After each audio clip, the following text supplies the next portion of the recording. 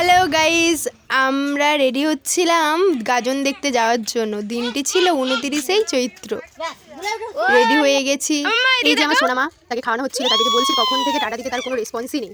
তারপর হাতটা তুললো, আবার থেমে গেল।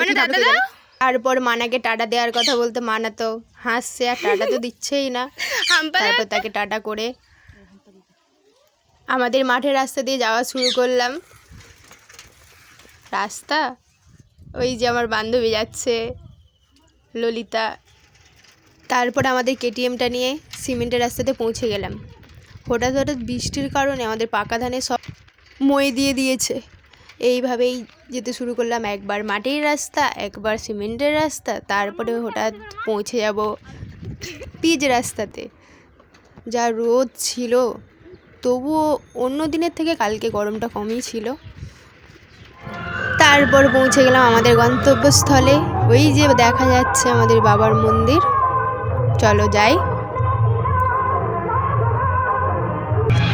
ওটা হলো আমাদের বাবার পুকুর। ওখানে সবাই স্নান করে, জল ঢালে, তারপরে ওখান থেকে জল তোলা হয়। শ্রাবণ মাসে নদী থেকে জল তোলা হয়, কিন্তু অন্য দিনে নীলরাত্রি, শিবরাত্রি সব এখান থেকে জল তোলা হয়। তারপরে এই তো মন্দিরে পৌঁছে গেলাম, বাবার সাথে একটু দেখা করতে গেলাম। আমাকে জিজ্ঞাসা করছিল যে ফটো তুলবে নাকি, আমি বললাম হ্যাঁ, বলতে সরে গেল। গিয়ে তারপর কিছু ফটো তুললাম।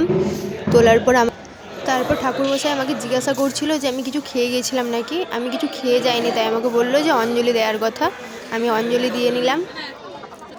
তারপরে বাইরে বেরিয়ে এসে দেখলাম এখানে একটু দোকান বসছে, ওই সাইডেও ছিল, যাইনি। আমরা দুটো পাখা কিনে নিলাম। তারপরে গাজন চলে আসছিল।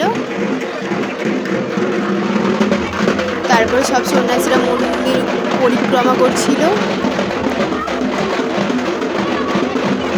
তখন বোধহয় 1:30টা বেজে গেছিল। তারপরে এই তো কাটাঝাপ শুরু হয়ে গেছিল। আমার তো দেখে গায়ে কাটা দিচ্ছিল। অনেক ছোটোবেলায় বাবা নিয়ে যেত ভাইকে আর আমাকে দেখাতে। এখন তো সেরকম সময় হয় না, যাওয়া হয় না। এই বান্ধবী জোর করছিল, তাই গিয়েছিলাম। গিয়ে দেখলাম যেরকম কিছু কিছু সন্ন্যাসীরা তো অজ্ঞান হয়ে গেছিল। তারপর তাদের দিকে ধরে ধরে তুলে নিয়ে যাওয়া হলো। মাথায় জল দেওয়া হচ্ছিল, হাওয়া দেওয়া হচ্ছিল।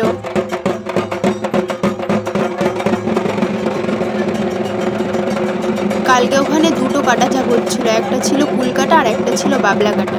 আমরা কুলকাটার ঝাপটা দেখেছিলাম, সেটারই ভিডিও ক্লিপ নেওয়া হয়েছে।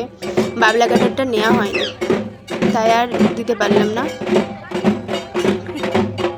তারপরে এই কাটা ঝাপটা দেখে আমরা চলে আসলাম আইসক্রিম খেতে।